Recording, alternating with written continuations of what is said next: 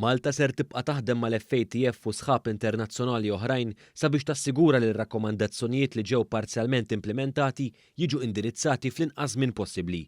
Din kienet ir-reazzjoni uffiċjali tal-Gvern ta' Malta għar-rapport li ppubblikat Task Force Tazzjoni Finanzjarja l-FATF u li fih ikkonferma kif pajjiżna tpoġġa fi proċedura ta' iktar monitoraġġ fil-qasam finanzjarju. Fil-fatt il-Gvern Malti sostna l-pożizzjoni tiegħu li Malta ma kienx ħaqqa titpoġġa f'din il-proċedura meta jiġu kkunsidrati l-ħemel ta' riformi li ġew implementati.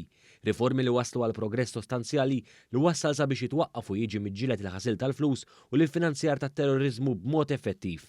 Il-Gvern fl-istqarrija tiegħu fakkar ukoll fir-rapport ta' evalwazzjoni mill-Manival li ġie ppubblikat fl-2019 u kif minn dakinhar skattat ħidma bla preċedent li waslet biex Malta implementat riformi numerużi kemm fuq livell tekniku iżda anke prattiku.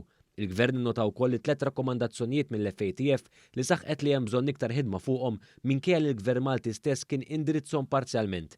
Dawn huma żieda ta' analiżi mill-FIU fuq reati serji ta' ħasil ta' flus, żieda fl-użu ta' intelligenza finanzjarja sabiex jiġu miġġielda taxxi kriminali jew dawk relatati ma' każijiet ta' ħasil ta' flus u titjib fl-informazzjoni ta' identifikazzjoni ta' benefiċjarji minn persuni Maltin legali li ma' Maltin li ma jipprovdux informazzjoni korretta jiġu soġġetti għal sanzjonijiet effettivi u proporzjonati.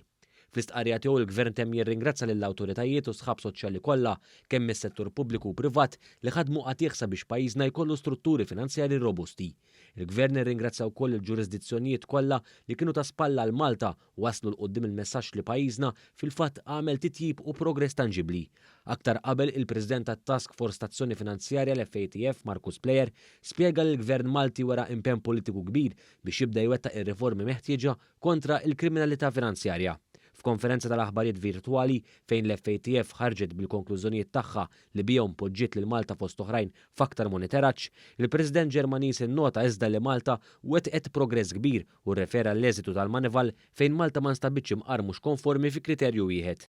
This is just a signal for cooperation and I'm very thankful for this commitment of the Maltese government and it will turn out that in the long term this helps the country to improve its anti-money laundering systems. Waqt li kienet jitkellem dwar Malta, Plejer iċċara li l-lista l-griża ma tinvolvi l-ebda implikazzjonijiet legali fuq Malta.